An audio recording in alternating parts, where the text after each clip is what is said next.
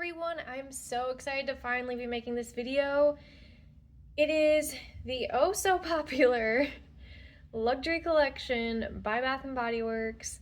These fragrances are inspired by luxury scents, so yeah, why did it take so long for me to get this collection? Well, as many of you know, it did not come out in all Bath & Body Works stores. They're only testing this at a very limited amount of locations and it is flying off the shelves. I had to order these online. I got them for the $5.50 Easter sale, so that is why I'm late, because I was not about to pay full price since this collection is so big. So good things come to those who wait. So hopefully this isn't too redundant at this point. Yeah, we're just gonna jump into it. Alright, I kind of had to pull myself in closer so that I could reach these, but we're just going to go along the line. I'm going to explain what I've heard in terms of what fragrances these smell like, and then just give my overall opinion. Now, I do not have all of the luxury dupes for these, because that is not in my budget to go buying hundreds of dollars, thousands probably worth of fragrances to do the comparisons, so I apologize about that. So that's just the reality of the situation. But yeah, let's start with Oh Cherry, which I was very excited about because I have multiple inspired by dupe fragrances of Tom Ford's Lost Cherry. So Oh Cherry, inspired by Tom Ford's Lost Cherry. I have, where is it? The Dossier version that's inspired by it. I love this. It is just absolutely amazing. And then I have Juliana's perfumes version of it as well. This and my Dossier one smell like spot on. So this is like the most accurate description I think I have of what the actual Tom Ford scent smells like, which, by the way, there's a bundle of my top 5 favorite scents from this brand for like 40% off right now. So I'll actually have that linked in the description in case you want some really nice perfumes. They last like all day. Anyways, that's beside the point. So this has notes of black cherry, sheer magnolia, and tonka bean. So some of these I haven't really sprayed. This one was like the first thing I sprayed when I got my box, and it smells just like my other ones. So I'm thinking that this smells very close to the original because I know my other ones do. It is such a beautiful gourmand cherry scent. Like, I think this will probably, this and the Viva Vanilla, I can anticipate being the most popular ones from this collection. I could be wrong, but cherry is so in right now. This smells so good. It is a deep, sexy cherry scent. And then there is those like vanilla, pistachio, gourmand undertones. 10 out of 10. Oh Cherry is amazing. Really, really beautiful. They did an amazing job with that. Then we have Petal Parade. So this one I have seen two things. I have seen that it smells like Carolina Herrera's Good Girl and Prada Paradox. Now, I have not experienced Carolina Herrera's scent in its like true form. I do actually have the Prada fragrance. This is the intense version. I actually got this as PR, which was absolutely crazy, and I have not smelled these two side by side yet. So this one I can actually do for you guys, which is really exciting. Let me tell you, this is the strongest perfume I own. I need like half a squirt for this guy. It is so freaking strong. But let's talk about Petal Parade first. So scent notes in this are neroli petals, orange flower, and white woods. So let me just, as is, see how this smells. It smells like an expensive perfume. Like it does. It just really does. It has beautiful floral notes. The orange flower gives it like a little brightness, but it literally smells like a bougie, luxury, expensive perfume. Very gorgeous. Now let me barely spray this one, or that's all I'm gonna spray for the whole rest of this video. I'm like trying to spray the littlest bit. Okay. Interesting. They're pretty close. Let me smell each side by side. I would say it's probably not the best that I'm comparing the intense version of Prada Paradox, but I can definitely see why they're comparing these two. Yeah. Okay. All right. I would say they're definitely sister scents to each other. This is really, really beautiful, by the way. Okay, I need to speed this up. We have a lot to get through. Pink Obsessed. So this is supposedly a dupe for Valentina Born in Roma. And then I'm also seeing people say this one smells like my Prada scent. So I actually need to grab that one again. But let's just look at Pink Obsessed first. This has Blushing Jasmine, Cashmere Praline, and Vanilla Bourbon.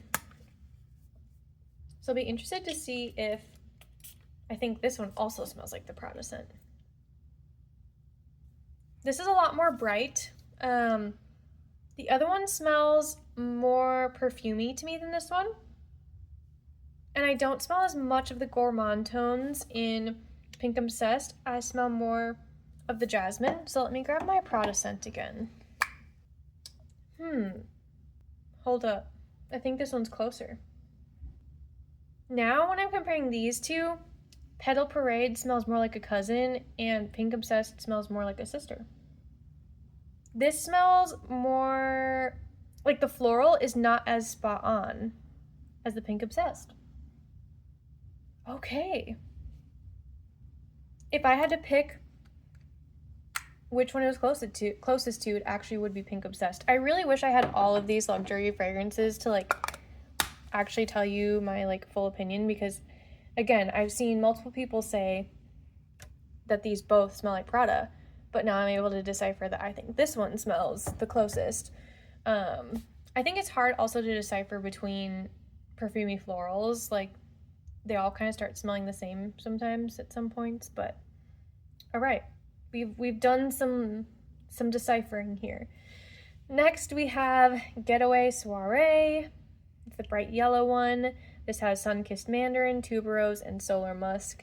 So this is inspired by another Tom Ford scent, Soleil Blanc. I have not experienced that fragrance in the least. I couldn't tell you a single thing about how that scent smells like, unfortunately. This is definitely a summer scent to me. It kind of smells like sunscreen.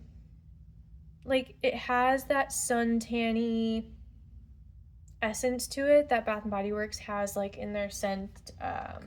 What was it? Sun-Kissed? Yeah, Sun-Kissed. Which it's funny, there's actually Sun-Kissed Mandarin in that. Let me grab Sun-Kissed since I actually have it right here. I swear they better not be the same. So this has orange blossom, sea salt, and vanilla.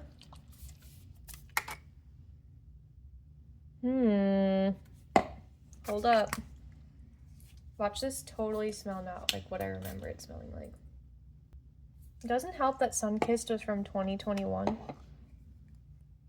Okay, so to my nose, Getaway Soirée is like a more perfumey version of Sun-Kissed, but they definitely have essence of each other. So if you like Sun-Kissed, this is like the more perfumey version of it, essentially. I think it's good, but it's like not as exciting as the other ones to me. I don't know. It doesn't smell as luxury, in my opinion. Then we have Viva Vanilla, which I have a replacement coming because my label is all messed up. There were like 3 labels wrapped around here, and I tried to like peel them off so you could somewhat read it, and then it like took some of the like words off. But anyways, this has Rich Plum, Glowing Amber, and Addictive Vanilla. So this one is supposedly inspired by Kayali's Vanilla 28, which I freaking wish I owned because I just love that brand. I just can't afford to have it in my collection, but the Kayali fragrances just look so beautiful as well.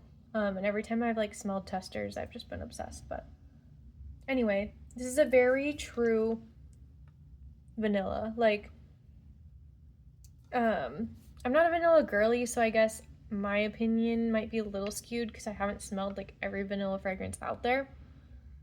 But it has like that true vanilla base, and then the plum is what makes this smell like an expensive perfume, because it's a very deep vanilla. It's not like a light, like little warm vanilla sugar. No, she's got the deep warm plum notes, and I think the amber is very subtle in this one. Like, it's not super ambery. That doesn't like overtake the vanilla, so I think that is really pretty. Then we have You Musk.